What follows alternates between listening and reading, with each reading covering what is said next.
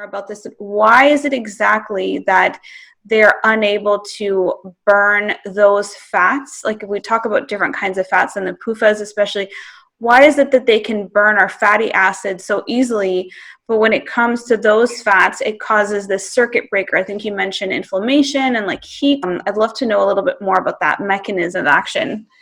So great. Yeah. So just to the lay of the land here and the terms that we're using, mitochondria are the energy generators of your cell. Every single cell in your body has one or many thousands of mitochondria.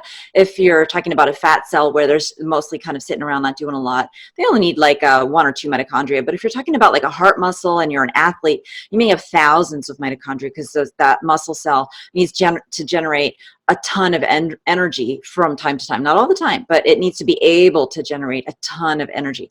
So part of when you're training aerobically, what you're doing is you're training your heart muscle cells and other muscle cells to make tons of mitochondria.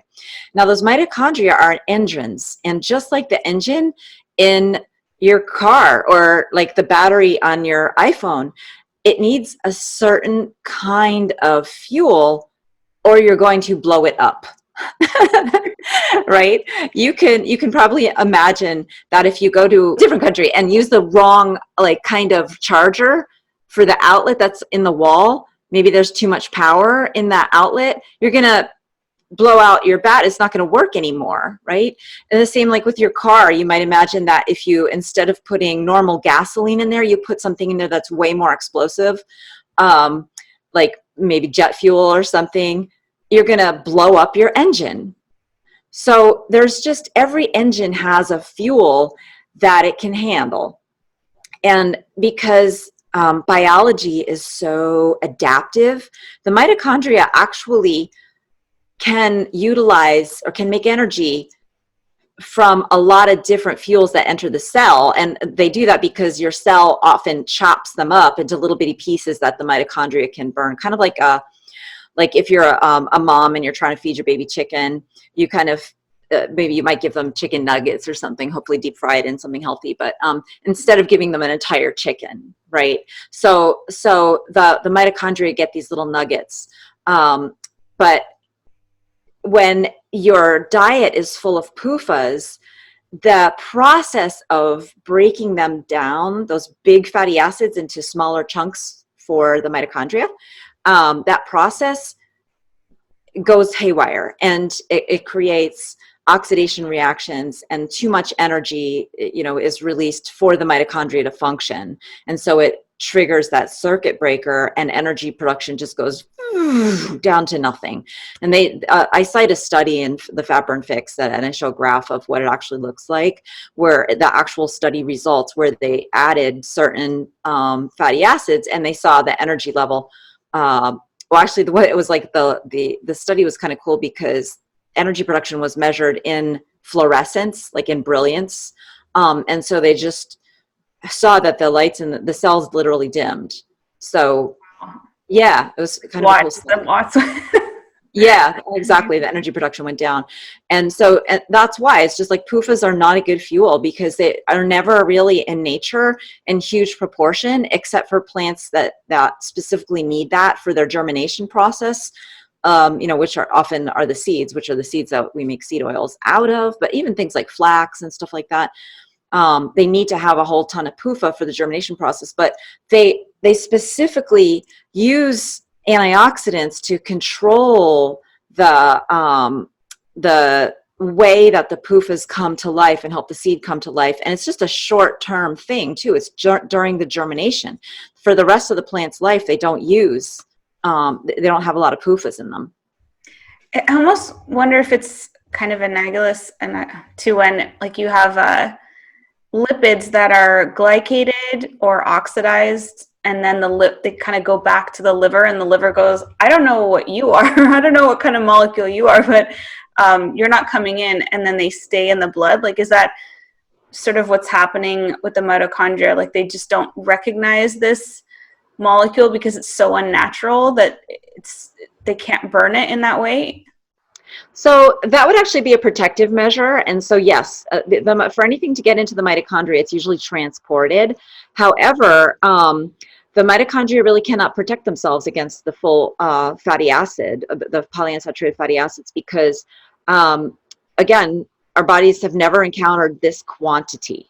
So we really don't, biology does not have a lot of defenses against them in excessive quantity. Right. And so they can actually, because they're flexible and wiggly, unlike saturated fat, they can worm their way into the mitochondria. Literally, they just, they sort of meld with the fatty acids in the membrane and kind of worm and squiggle their way in when they're intact. When they are toxic, that may still happen. You know, once they're, by toxic, I mean these fatty acids, when they react with oxygen, they become toxic and their shape changes. So they still may be able to worm their way in, or depending on what shape they change to, now they can't enter the mitochondria anymore, but they still do damage inside the cell. Once they're in your cells, in your body, they're going to hurt something. Yeah, it's absolutely fascinating to think of that. And I started seeing how you connected this concept to insulin resistance was just mind-blowing for me, because we always look at it as a problem of too much glucose, excess carbohydrate, and sugar. And yet, like you said, if the cells are not able to burn fat and the brain is like so energy hungry, needing 20% of our energy, and it's just going to override everything else and say, like, get me sugar and get the, liver to, push out more glucose. And it's just the connection you made to that was just brilliant. How did you come to that theory? It took about 5 years, but yeah, I mean, it's related to the idea of I've been in the low carb movement for a while, since it kind of started in 2010. And I, even before that, when in 2002, I started talking about how just sugar was harmful, even before it was just really a fad to talk about that. And then in 2010, I attended a conference in Denver for doctors who specialize in weight loss. And I was just like so in love with all the speakers there, because they were talking about the bits of being in ketosis and how butter isn't harmful and stuff like that. And but like, they never really had a good explanation for how does type 2 diabetes develop. And they, their idea was, well, it's too much sugar and that's toxic. And I was like, okay, yeah, but really, are you why? And how do you show me the chemistry of how that happens? And the arguments that they had for that, or the explanations, kind of fell apart. They became, I felt like they were talking in circles. Like, one of the leaders at the time was talking about how, well, insulin resistance is caused by too much insulin, right? Like, because just like as if, alcohol, if you're an alcoholic, you have to drink alcohol to get the same buzz. Well, it's same with insulin, because if your body's exposed to too much insulin, it's going to take more and more to get the same effect. But that just didn't, I was like, okay, that made sense for a little while. And then it stopped making sense, because I was like, no, the body down regulates, right? So where's the evidence that we down regulate? If we have too much insulin, a cell would down regulate the insulin receptors to try to make sure that doesn't, that it doesn't get harmed by too much sugar. And there was no evidence that actually happened. There was evidence that that cells would actually put more sugar receptors on their surface until very advanced type 2 diabetes. So this was not part of the genesis of insulin resistance, which occurs early on, way before even your blood sugar levels go off, before your doctor can diagnose even pre-diabetes, because we don't check insulin, we don't do tests for insulin resistance yet, although we should. We can, they're available.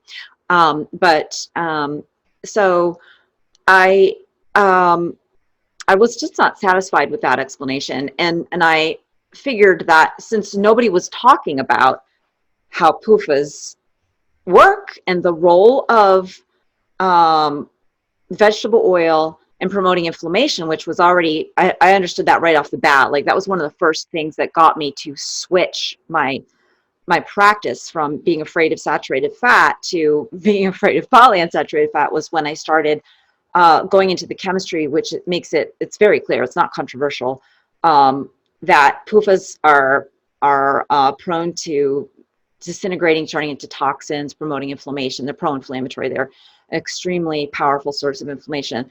So once I had that kind of body of knowledge, and then I realized that the folks in the low carb space, even though I love them for talking about butter and eggs and cheese and the benefits of ketosis and everything, they weren't taking that huge, important change in our diets into account at all. And so I just figured, okay, well, if they're not taking that into account, I'm going to, and I'm going to start looking at how could this affect our metabolism. And that's that the exploration ultimately became the fat burn fix, because there's 4 body systems that are radically damaged by the high level of consumption of PUFA. And the research into how they affect the mitochondria is, kind of a key part of the first thing. And then I also just started encountering so much research that showed that you can make mice insulin resistant and rats and experimental animals insulin resistant in a matter of weeks without giving them a high carb diet, actually on a low carb diet, as long as you gave them soy oil or some kind of a high PUFA oil. Right. I love that part in the book, like that perfect obesogenic formula for doing those kinds of tests and things. And it seems so obvious, like when you look back at it after, right? Right. Yeah. So so to me, that this needs to be the number one focus of medical doctors, health practitioners, anybody in the space of giving advice, and any human being with a body that they care about. It needs to be your number one focus of how to avoid inflammation, how to avoid accelerated aging, how to avoid cancer and Alzheimer's. If you want to lose weight, you absolutely need to get these things out of your diet. And how you feel energy-wise and controlling your hunger is a much more important gauge than the weight on the scale. And the fat burn fix, the other thing that it does that I didn't see any other books doing is, and wanted to make sure to do it, is help people understand that your metabolism may be so damaged that you can't quite dive into keto just yet, or you can't quite do intermittent fasting. And I had the experience of working with many type 2 diabetics who just tried and failed, especially women over 50. They just didn't feel good. They would lose weight, they would have ketones in their bloodstream, but they felt horrible. And, it wasn't just the absence of salt and the common mistakes. It was that they were burning high levels of inflammatory PUFAs, making them feel horrible. It's like you have a flu. That's, I think, a lot of where the low carb flu comes from for some people. Right. It's literally what you have a fever. I mean, it's the same processes cause fever, is mitochondrial uncoupling. It's the same processes in your body that make you feel crummy when you're sick, when you are burning toxic levels of PUFA after your body stores of antioxidants and capacity to control inflammation are depleted, which doesn't happen for most people when they're 20, right? So you might be able to do it when you're 20, but maybe not by the time you're 25 or 30. It all depends on what your diet has been and how well nourished you've been.